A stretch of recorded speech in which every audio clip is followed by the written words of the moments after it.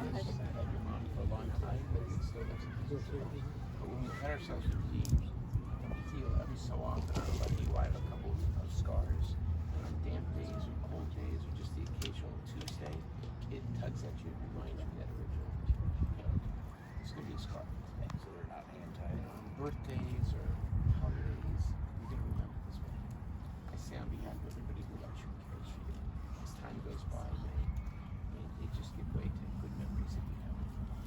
Traditionally, these ribbons are worn for 30 days, or as long as it's meaningful to you, up to that 30 day period.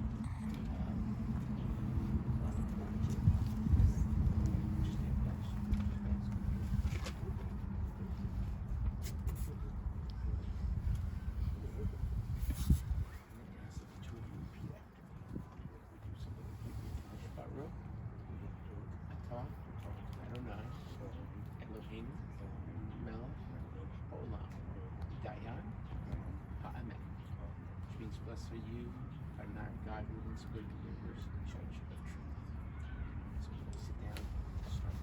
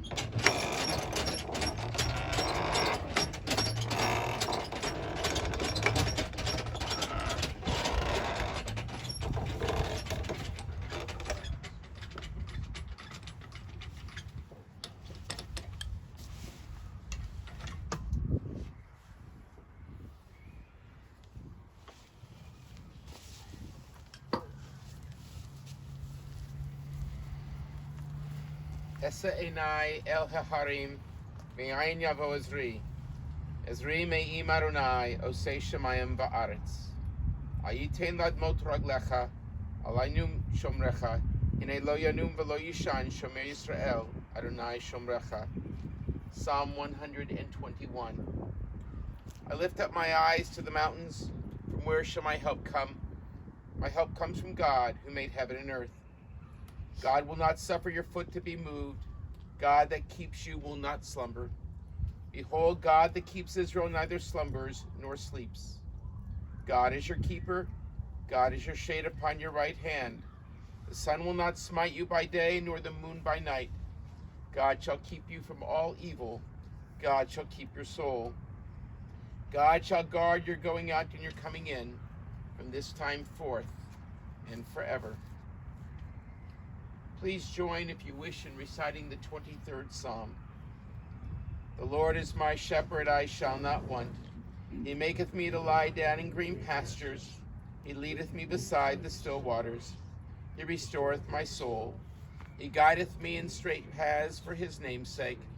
Yea, though I walk through the valley of the shadow of death, I will fear no evil, for thou art with me. Thy rod and thy staff, they comfort me. Thou preparest a table before me in the presence of mine enemies. Thou hast anointed my head with oil. My cup runneth over. Surely goodness and mercy shall follow me all the days of my life. I shall dwell in the house of the Lord forever. Eternal God, our Creator, with the gift of your Spirit we are formed. We take in return, and we are but dust. We are grateful for the many blessings in Tillie's life. Bowed by grief because of their loss, her mourners turn to you, seeking comfort in light. Lord of compassion, grant them solace and strength. Reinforce their faith, for you are our rock and our Redeemer. Adonai natan v'Adonai lakach, yehi shem Adonai mevarach. God gave Tillie to us, and now God has called her home. Both in receiving this gift and in returning it, we praise God's holy name. Hatzur tamim pa'alo ki chol drachav mishpat. El emunah ve'enav el tzadik v'yisharhu. The Lord God's work is perfect, for all of God's ways are justice. A God of faithfulness and without iniquity, just and right is God. Who can say to God, what doest thou? God brings death, but God also gives life. What mortal can demand of God, what hast thou wrought? God, you alone righteously apportion life and death. Your hand is the destiny of all souls. You do not forget us. Your mercy surely abides with us. Blessed are you, Judge of truth, who ordains death and summons us to continue along life's path. Blessed are you, God, ruling Spirit of the universe. You form us in your image. You nourish and sustain us in your goodness. Cause us to die in accordance with your law, yet we know that you have implanted within each one of us immortal life. Blessed are you, God, Judge of truth. The dust returns to the earth as it was. The Spirit returns to God who gave it. It is only the house of the Spirit which we place in this earth. The Spirit itself can never die. Here our loved one continues, in the remembrance of those to whom she was so precious. Receive in mercy, O God, Tillie's soul. Grant her that everlasting peace which you have laid up for us in the world to come. Though no human eye has seen, nor ear has heard, nor mind has compassed it, it is still our sure inheritance and our everlasting portion.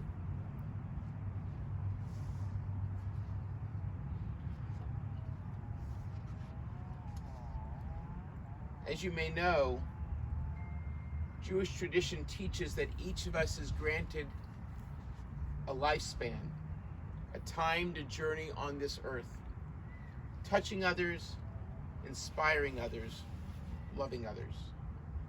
The book of Proverbs suggests that we are each given 80 years and 10 to live, and perhaps by reason of great strength, 80 years. That's 80 years. Tillie far surpassed those biblical limits, reaching the age of 95. As we gather here today in this place, we do not mourn for lost opportunities or for a life unfulfilled. For having lived 9.5 decades with dignity and devotion to family and friends precludes those reasons for grieving. Yet there's still sorrow and loss. Tillie lived a full life, a life that was dedicated to such a large extent to her family. Thus, it is love for Tillie in all the roles that she served in her lifetime, that of a daughter, of a sister, wife, mother, grandmother, friend, that has brought us to this piece of ground today. As I said, while we of course mourn, we do not grieve. Given the longevity of her journey, our purpose this afternoon rather is to celebrate Tillie's life, to remember her story and to highlight the gifts and the legacy she offered us in her lifetime. And to put her life into perspective, I'd like to offer a very small analogy. In synagogues throughout the world this past week, we read a portion of the Bible from the book of Exodus that deals with the building of the tabernacle, that holy space in which the 10 Commandments that Moses brought down from Mount Sinai would reside. It was to be the center of the Jewish people's lives for generations. And in that section of the book of Exodus, we read lots of details as to how it was to be constructed. For each piece was essential to creating this central focus for the children of Israel as they wandered in the wilderness for 40 years. Tillie Waldman was the tabernacle for her family. Her life was crafted with care in order to create a holy space which those whom she loved could be nurtured. And today we pause to look at those various pieces which together form the fabric of that tabernacle that we know as Tillie Waldman. I'd like to start by reading some reflections that the family wrote, for they really do describe this tabernacle, this fabric that was Tillie. I'm going to start with thoughts that Kathy's written, and I am honored to be able to read them on her behalf. Rabbi Nemitov asked me for 3 words to describe Tillie. 3 words would never be enough to describe this incredibly generous, motherly, and independent woman. I first met Tillie over 36 years ago at a restaurant for her birthday dinner. Little did I know that this would be the first of many restaurant meals I would share with Tillie, as she loved dining out more than any woman I know. And remembering her with my mother, Marilyn said, I always enjoyed our lunches with Tillie at Tippin's in Corinth. Tillie was a beautiful woman who wore makeup, colored her hair, and painted her toes her entire 95 years. She always looked young for her age. I believe that beyond Clairol and Avon, it was her youthful spirit that kept the wrinkles away. As a grandmother, she tirelessly helped me with all the children. They are fortunate to have enjoyed each other from birth to adulthood. She was particularly close with David, and they developed a very special bond and friendship that I feel kept her healthy and mentally strong over the last 15 years. His devotion allowed her to stay in the home she loved for as long as possible. She was a devoted aunt to her nephews and loved the Mathis children. To this day, she enjoys a special relationship with Brian. Tillie was not able to attend college, which was something she always regretted. She educated herself on many subjects, especially antiques and gardening. Her extraordinary knowledge of antiques, from Indian pottery to Depression glass dishes, allowed her to share a wealth of American culture with all of us. To Tillie, everything was a potential collector's item. And you should always save the box. She had an amazing green thumb and was the only person I know who could get an orchid to rebloom. She taught me a lot about gardening and annual flowers and never failed to point out when I had weeds or needed to water my plants. Her favorite is salmon-colored geraniums. She always planted snapdragons and purple periwinkles as they require little quick care.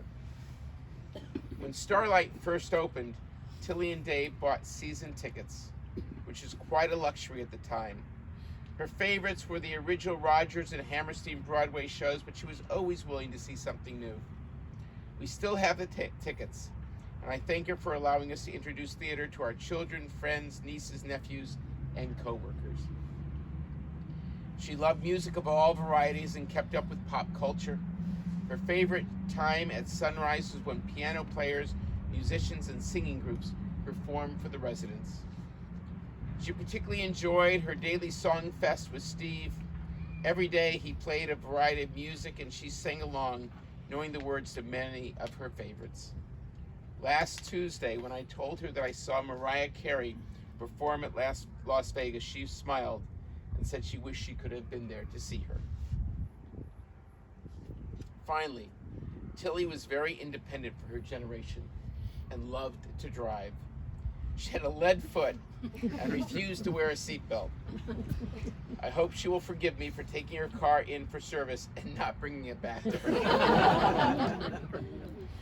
Tillie will never be gone, as so much of her is a part of anyone who knows her. Thank you, Kathy. From her grandson, Corey. Grandma Tillie was born in 1924 to a family of Eastern European immigrants. She grew up in modest conditions in Kansas City, Missouri. She served her country by joining the Navy in World War II. She joined as a wave. With the resilience that this background taught her, she raised 2 sons that became physicians and 4 grandchildren, 2 physicians, a nurse, and a certified coder. What we will remember most about her was how much time we spent with her in her backyard pool and how she never hesitated to heat it up to 95 degrees for us so we could swim as early as April, as late as mid-October. Now that I own a pool myself, I realize she must have really loved us to do this. We also remember how each time we visited her, she insisted, against our parents' wishes, that we take a king-size candy bar or 3 for the road. This is certainly what my friends remember most about her and still talk about it to this very day. I'll remember how we bonded over our love for big band music, in particular Glenn Miller, Count Basie, Duke Ellington. Her favorite was Glenn Miller. I was always amazed that she got to see these bands live in their peak during World War II. In fact, she always had a good ear for music, as I'll always remember the time in high school she called me and said, "You should turn on the TV. There's a bunch of guys playing the guitar on PBS." Unbeknownst to her, those guys were Eric Clapton, Buddy Guy, B.B. King, Jimmy Vaughn, and John Mayer playing at the Crossroads Guitar Festival. While I never cared for fast food, my siblings always had a good laugh with her about how her children and grandchildren about how after her children and grandchildren, this was her next love, fast food. She taught us not to judge people based on race or sexual orientation, and there is good in everyone. I certainly remember those good times and laughs and draw inspiration from a World War II vet from humble beginnings who went on to lead such a positive, colorful life. Thank you, Corey. From Reed, another grandson. I love my grandma. The last time that I saw her before she was hospitalized was in December. Tillie, Kelly, and I had an hour-long sing-along. We capped off our concert with The Gambler by Kenny Rogers. Grandma still knew most of the words. She was happy and we were happy. Like all visits, it ended with a hug and a kiss on my kepi. This memory reminds me that Tillie lived happily and comfortably till the very end of her life. Even though her health and memory had waned, she was still the warm and loving woman that I ate dinner with every Sunday growing up. No one made you feel warmer and more loved than my grandma. I love my grandma. Thank you. Reed. And finally, we have a live comment. Jennifer, do you want to come up and say a few words? Tillie was a great listener. She always wanted to hear about your day and what was going on in your life. And if you had a problem, she wanted you to tell her about it. And you could never go on for too long. And after you told her about what was going on, she'd give you some advice. And most of her advice was incredibly wise. Some of it ranged from brilliant, others a little more absurd, but these are 10 of pieces of advice that Tillie gave me most frequently. 1, always moisturize. 2, never fall asleep with your makeup on. 3, eat ketchup, it's a vegetable. 4, eat fruit roll-ups, it's fruit. 5, kill them with kindness, you'll catch more flies with honey than vinegar. These aphorisms about kindness are not meaningless turns of phrase. They're words to live by that'll never steer you wrong. Simply, Tillie believed to always be kind. 6, don't you dare sell your Beanie Babies. They will be worth a fortune someday. 7, never forget what it was like to be young. Studying for a French test or finding a date for homecoming might seem trivial to you now, but there was a time when everything like that felt like the end of the world to you too. And Tillie really did have a special way of relating to young people, and I think an example of that is that here today is our childhood friend, Philip Wolf, we grew up with, and she adored Philip. And I don't think there are many people who can say, yeah, my friends came to my grandma's funeral, because she loved them just as much as if they were her own kids. Number 8. It's Passover for the dogs too, so give that shiny chihuahua a matzo ball the size of his head. 9, wear pink. Black really isn't your color. 10, hug goodbye and say I love you before you hang up the phone, because none of us know when goodbye will really be goodbye.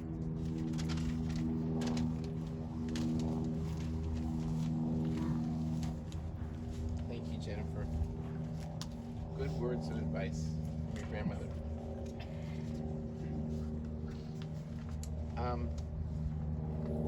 I had all types of comments prepared, but what the family has said is just beautiful. I want to just add one piece, though, that hasn't really been mentioned much so far, and that is Tillie and Dave. They met, I think they were fixed up by mutual friends. And he was almost a confirmed bachelor, but there obviously was something special about Tillie that caught his eye. Their wedding wasn't elaborate. It was a simple ceremony on December 24th at the courthouse. But their love was strong. It blossomed for 6 decades. Just think about that, 6 decades. And it was marked by mutual respect and love for one another. Theirs was a traditional marriage, where Tillie would have dinner on the table each night.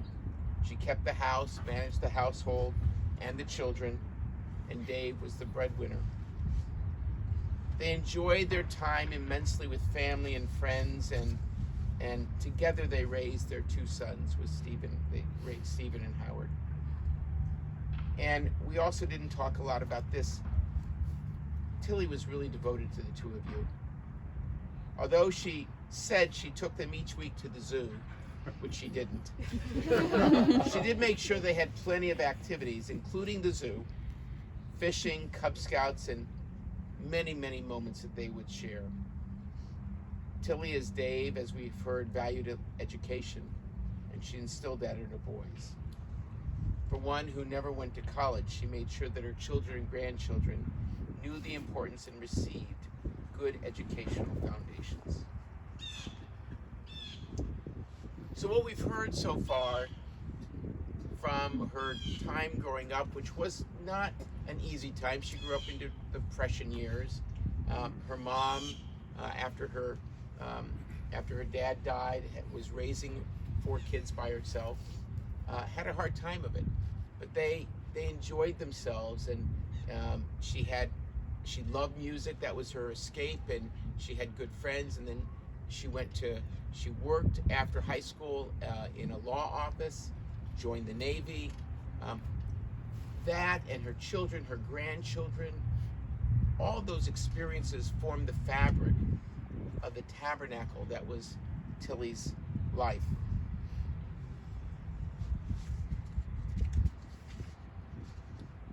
She was loving, she was generous, she was big-hearted. By the way, those were the 3 words that Kathy gave to me. And she was musical. She continued to always be beautiful, from when she was young to just now. She had strong opinions, and she shared them freely with her family. But through it all, though, she was devoted to them, and they in turn were devoted to her. Now, there's a line in the description of the tabernacle from the book of Exodus, and it goes like this: "Let them make me meaning God, a sanctuary that I might dwell among them." In her 95 years, Tillie built a sanctuary of love and devotion. She did it carefully, she did it without fanfare, and she did it naturally. And she built it so her family and friends could dwell safely within, surrounded by her goodness and her kindness and her strength. Today, as we say farewell to the shell that was Tillie Waldman, we remain surrounded by her sanctuary, by her tabernacle. We will continue to be as we continue on our own journeys without her physical presence. That said, she will remain with us, protecting us in the words that she spoke that we remember, the acts of love she did for us and that we do in turn for others, and for the beauty that she brought into the world. For all that, we are grateful, and through all that, she will remain in our hearts, in our minds, and our own actions when we love and care for others. We invite those who are able to please rise.